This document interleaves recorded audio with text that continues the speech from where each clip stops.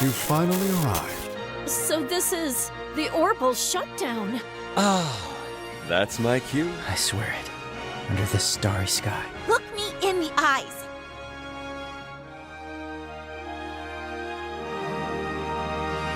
Trails in the Sky, first chapter. Welcome back to Retro Rebound. In today's video, finally, we can do this, man. Trails in the Sky. I had no idea back in 2022 the type of exodus I'd be going on. I didn't think that it was possible to beat 7 full-length JRPGs in a single year, but this series is that good. And as I've continued to shout the good word of Trails across the internet, across my Mr. Matty Plays channel, Retro Rebound, Defining Duke, one question has always come my way. Where can I get started? And that is the single biggest victory of the Trails in the Sky remake. It's your starting point. There should no longer be any questions. There's no more starting in Crossbell, Erebonia, Calvard. You're out of excuses. You start here with the quality of life enhancements. That is, again, the real victory here. Much more people can get into what is a fabulous franchise. I don't think accessibility was ever really tough, especially with Trails from Zero and on being on consoles, but the Sky series was always, in fairness, left dormant on PC. Now, that's no longer an issue. This series first released in Japan in 2004 with Trails in the Sky, which is now considered by many to be the MCU of JRPGs, given its history of interweaving characters across 10 plus full-length video games. Sky FC came to the US by way of PSP in 2011, but it never really found its footing into the West until much more recently. Like in the last few years, the series has really started to pick up some steam. And because it has, Falcom's been investing big, and this has the chance to be their biggest game ever. Now, I've played every entry in the series, at least everyone that's currently available in the West. I began my journey in 2014 with Cold Steel 1 on my Vita before dropping it and then trying it again in 2020 when a friend strongly recommended it to me. From there, I'd go on to beat Cold Steel 2 and then move back to the beginning with Sky 1 at the end of 2021, beating it in the start of 2022. After that, as I said earlier, I'd go on to beat the Sky Trilogy, Zero, Azure, Cold Steel 3, Cold Steel 4. I mean, it's that good. Except Cold Steel 4. We'll talk about that some other time deep in the future. Anyway, despite only beating Sky FC in 2022, I became incredibly nostalgic for this game. As I digested it, I realized how much I yearned to re-experience that sense of adventure once more, to feel the cozy vibes of these early days in the franchise again, and to be here once more is truly sublime. But it's also really cool because I feel like we're welcoming so many new people in. Like, come on in. The water's fine. It's time for you to finally hear what we've all been preaching about. This is where you're going to find some of the best writing, character development, combat, and my God, music in JRPGs. It is fabulous. I don't play this many entries in a series often, so I hope that carries some weight. But it all begins with Sky First Chapter Remake. It's the literal foundation of the entire franchise. I think that goes without saying, but it's not just, hey, start here, it's game one. As I mentioned earlier, this is the MCU of JRPGs. That's important to note because this is the foundation for all the games going up until Reverie. That's 9 games from now. You'll hear about its events, which echo through its many characters, whether it be the main cast or the rotating NPCs that have their own schedules and reactions to things that have occurred around them. And while it can be slow, I think overall Falcom has done a fantastic job ironing out the kinks to keep things interesting for newcomers and longtime fans. So ladies and gentlemen, welcome to Retro Rebound. Let's talk about one of my most anticipated remakes really ever, because I'm so excited to see people get into this thing. If you're new here and you're into nostalgic or retrospective content, if you want to know more about this series, we've covered it all here on Retro Rebound. Consider subscribing. Also, for the love of God, I saw the Sky second chapter trailer leaked, and do not watch that if you're planning to play the first one. You'll get spoiled big time. Consider yourself warned. Okay, let's begin with the story. And if you've watched my Trails reviews before, wow, I can finally do this guilt-free because every story in the Trails series builds right off the last one. And that means that, yeah, in the trailers, everything, they're spoiling it for you immediately. They're so unapologetic about it. That means in the review, for me to introduce the story, I normally have to go, hey, spoiler warnings, but for this one time, I don't have to do that. You play as Estelle Bright, who I think is one of gaming's best main characters. She's joined by her brother, Joshua Bright, and they've just become bracers. Now, think of bracers as mercenaries in the world of Trails. They take on odd jobs that are posted around town, and they go and help those out who are in need. They're not necessarily the law, but also don't think of them like thugs. And a lot of Trails in the Sky is smothered in a sense of innocence, which allows it to stand out in a relatively unique way in the JRPG space, at least to me. If you've played a lot of JRPGs, they kind of end up, I fight for my friends are my power, oh God, I need to take on God. It's usually some crap like that, and it can be done really well. Persona's a great example of that, but you kind of know it's coming. And without ruining anything, I'll just say that Trails in the Sky especially manages to feel very unique because it's not about that. It's about politics, it's about war, it's about discovering who you are on a true adventure. Like, once it's done, I mean, the whole series is a journey, but once this game is done, you've been on an adventure and you've seen how your characters have grown in believable, tangible ways. And underneath all of that are these mature themes that also immediately make the series stand out. Now, I gotta say, yeah, some of the writing can get very anime at times, where it'll say things like, "That's our Estelle," and I go, oh, nobody talks like that. But yet there are moments where the game gets quiet, the characters settle, they get into a groove, they start talking with one another, and that's when the series is in its special pocket, where you go, that's why I'm here, to see these characters interact. And all this, as I said earlier, is uplifted by one of the best soundtracks in gaming. I mean, the entire Sky trilogy, up into Zero and Azure, is incredible. And Trails is full of amazing music, but this stretch of the older games, hearing remixed pieces from Sky, it's beautiful. I'm telling you, it's an instant classic. You will fall in love with this soundtrack. Like, if I were to drop a comparable, a really strong one here, Final Fantasy. Like, it's on a Square Enix level. It's a really good soundtrack that's just as much part of the story and the experience and the gameplay as any of the greatest JRPGs that you've ever played. The one track I don't like, and I still don't like in the remake, is the event battle theme. The I just, too goofy for your boy. I don't know, but I can get over that, because otherwise the soundtrack is just, it's peak. And I think they do away with that piece after Sky 1. Like, they just never brought it back. Given this story is the very foundation of the series, there's a ton of lore you're going to be absorbing here. Like, if you are a fan of world building, you'll really grab on to the writing, which is what I am. You still get a lot of character-driven stuff, but they spend just as much time telling you, hey, what's Liberl? Hey, what are these orbments? What's the energy source of this world? Why is it the energy source of this world?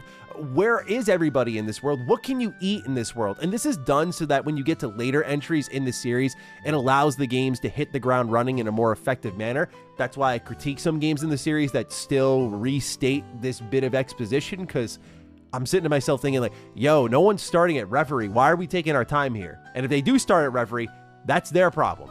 Nonetheless, it may test your patience at times. I've been there many times before, but I do argue that the dialogue, especially in Sky FC, in other games, it's a little debatable, but in Sky FC, I don't think it's wasted. There's always something being taught that'll be deployed at some point, now, soon, later, and sometimes even multiple games away.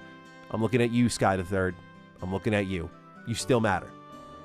Now, Joshua and Estelle will carry most of this adventure, and they absolutely nail it. For all Estelle is with her uplifting personality, Joshua's always even-keeled and even sometimes just downright super serious and dark. In a lot of ways, it feels like a precursor to Naruto and Sasuke in the relationship that they have, the yin and yang balance that just doesn't wear off on you as you romp from town to town. It's that feeling, and I think that's part of the reason why it's nostalgic, because I love this type of relationship in entertainment when done well. It's why some shonen, for example, feel very cliche, but given this is a sense of originality since it comes from a 2003 game, I think a lot of you who appreciate that type of storytelling and those types of character dynamics will appreciate a lot of what this game is doing for its time. Again, some of the themes it tackles, I was very surprised by. I don't want to specify all of them because that's for you to discover, but one thing Sky also manages to avoid, which later Trails games fail to, is convenient saves.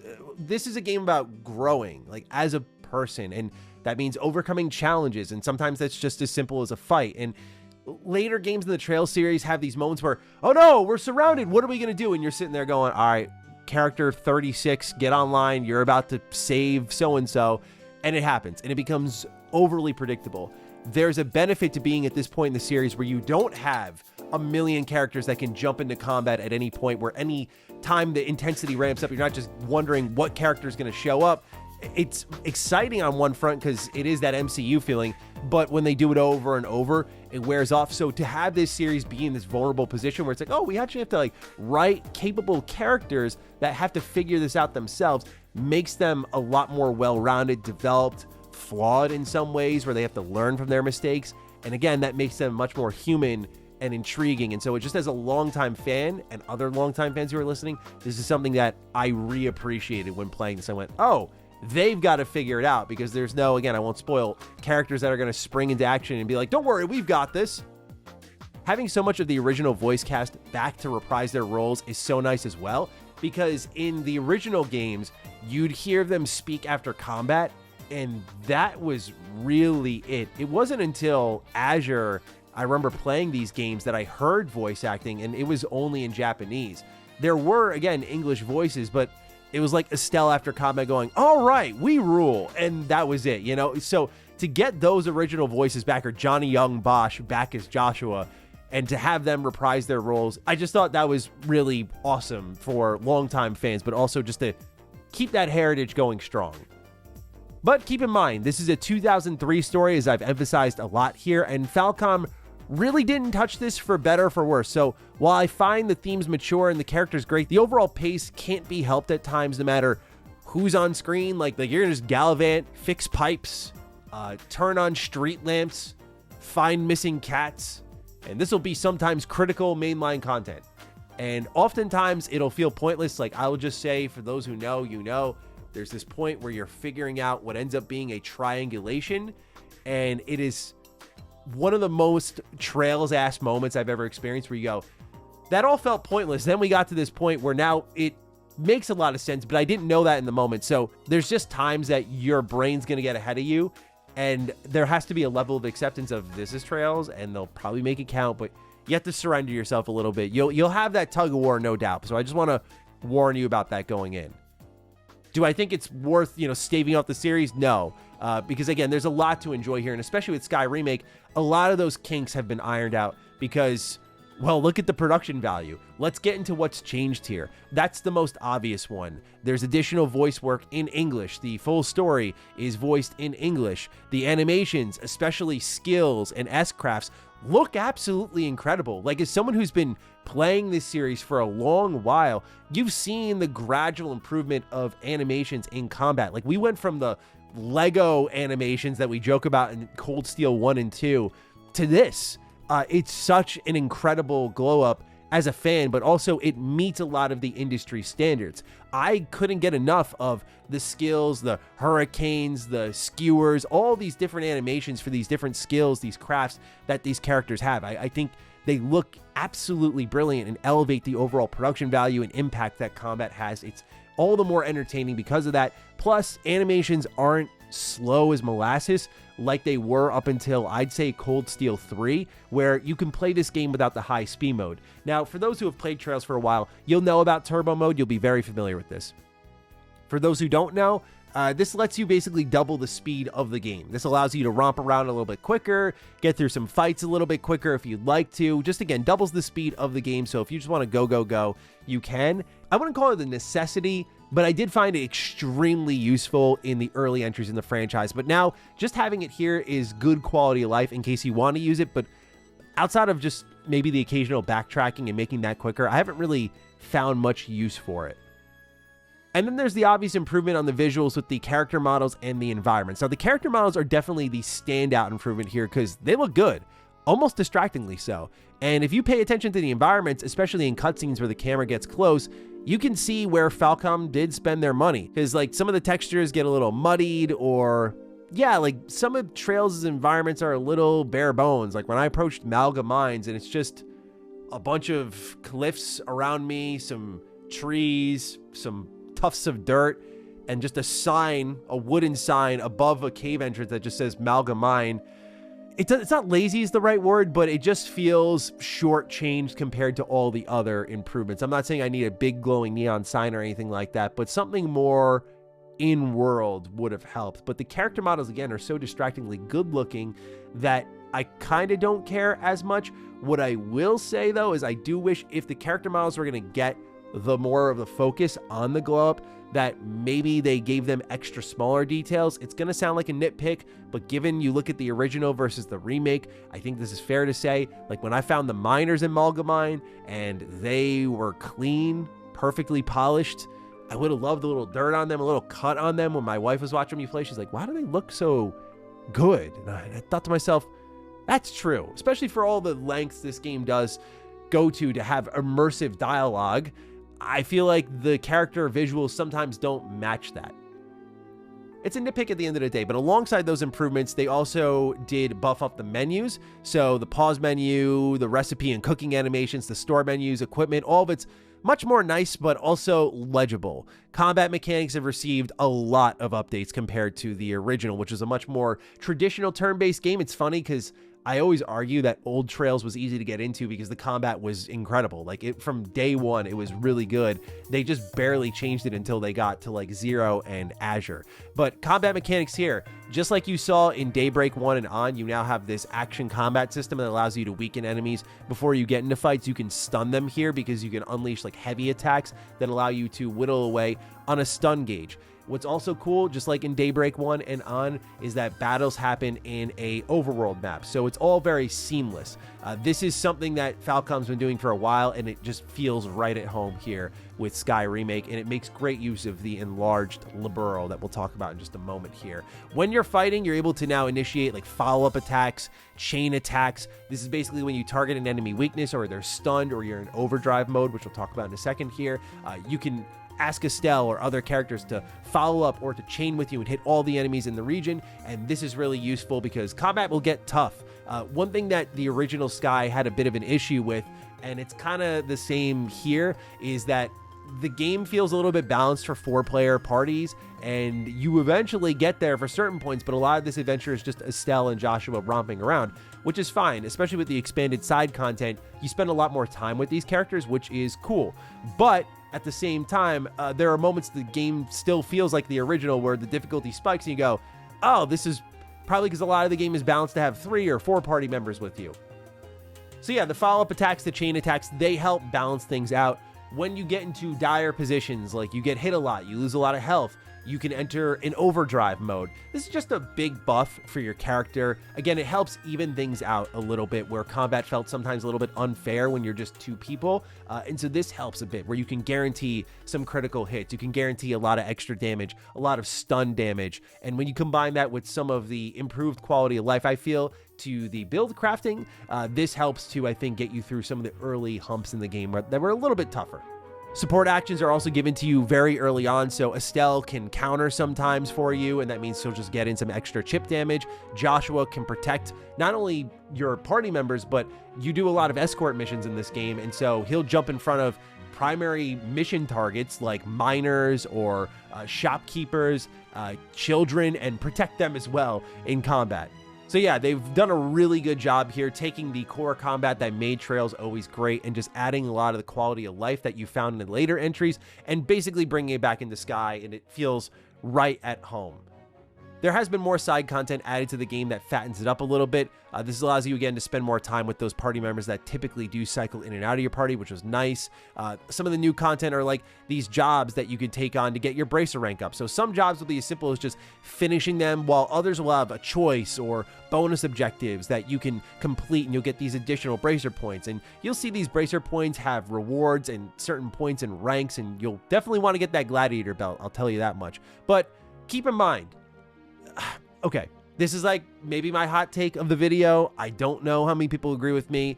Many Trails fans love them, so I might be the odd one out for the fandom, but Trails side quests are very bare bones, and I would very much be hard-pressed to say up until Daybreak that they aren't very good. There are some good ones, but on the whole, I think Trails side content isn't very good, and you're typically there to progress your character.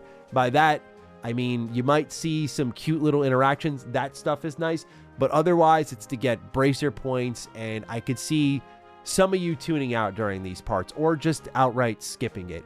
I have kind of fallen in love with just being in the world, so I enjoy doing them a little bit more than I did the first time around, but I wouldn't expect compelling stories. Like, you really do just screw in a light bulb or find a missing cat sometimes, and that is all there is. And it's like, wow, thanks, bracers, and that's the story. It's none of that like Nier Automata, black-hearted plot twists, driven storylines where it starts off simple and gets deeply morally complex later. You don't really get that here. It's simple, it's innocent, and that's because a lot of the main story does get deeper and more mature, so it balances it out a little bit. But again, just I consider that a bit of a warning shot from me to you. The surrounding locale of Liberl has been expanded, so you'll find that it's been much more well realized as you remember, while there's still the improved texture detail, foliage, and lighting to make it feel modern. Being able to view it from the ground level rather than the sky, pardon the pun, gives it a real sense of scale too. I didn't really expect this going in, but playing it and just being able to look at the buildings in Roulette and going, Jesus, man, like this place is huge. You never really feel that way in the originals. Every town feels very small. And there's the fast travel system that makes getting around these larger locales a piece of cake, especially when it helps expedite some of the back and forth in the original, even when the maps were smaller. Oh, and they also smoothed the onboarding experience, in my opinion, for the orbment system. I never thought it was super complex, but just kind of seeing how simple it is to insert your quartz into your orbment and seeing the type of spells you'll unlock based on what elements are assigned. Some of the combos and the way it was laid out and visualized for you, I felt was a little bit more tough to comprehend for newcomers. I feel here it's a lot more simpler, where it kind of feels like you're just adding up a currency that unlocks bonus spells for your character. So I think they've just smoothened a lot of the rough edges of the game out, and overall, this is exactly what I wanted. I want it to be the traditional trails that I know and love, because that means that the other future entries are going to be safe, because especially Zero is my personal favorite in the franchise. I think no doubt they're going to eventually remake that. I think that'll be amazing. But yeah, man, like this is amazing. It's a really great video game, and I highly recommend if you want to go on a journey that's going to take you so many games down the line. And they're not long waits. You get pretty much a new one every year. It's not like the rest of the industry. Like Falcom's moving different out here. If you're into that, I think Trails in the Sky Remake will be right up your alley. You should really make some time for it. I mean, if you need an idea of how hard Falcom goes, earlier this year, we got the newest story in Trails Through Daybreak 2, which we reviewed. We're getting this year, as you can tell, Trails in the Sky Remake, and then literally February of next year, the next chapter in the current Trails series is coming out. It's a lot. If you want Trails, you'll get a lot of Trails, like annual Trails. There's East versus Trails in the Sky coming out next month. It's stupid how much stuff they put out. I love it though. So if you get into it, it's not like other franchises where thanks for the remake, see you in like 4 years. Nope, like you're gonna get your next dosage pretty soon, and I think that's awesome. And especially if you get the bug, as you've seen in my other reviews on this channel, think the older games are great, where frankly you could go back and play those and be fine. But I understand if you want to wait every year for what I imagine will be the next remake. But otherwise, those are my thoughts, my very long thoughts on the Sky Remake, ladies and gentlemen. Thank you for being here. This has been a special video that my friends and I have kind of dreamed of for a while. Like, we always thought, like, Sky Remake has to be coming. We were deducing some of the assets Falcom was putting in their later games. I was like, why is this Liberl thing here? But also, why are they bringing Zero and Azure to consoles, but they haven't brought Sky and others? Like, we knew the Sky Remake had to be coming. So to finally be here, have it deliver, have it be polished, have it be great, awesome stuff. So ladies and gentlemen, I leave it in your hands now. Are you picking up the Sky Remake? Let me know down below. Other than that, take excellent care of yourselves, and I will see you in the next Retro Rebound. Peace out.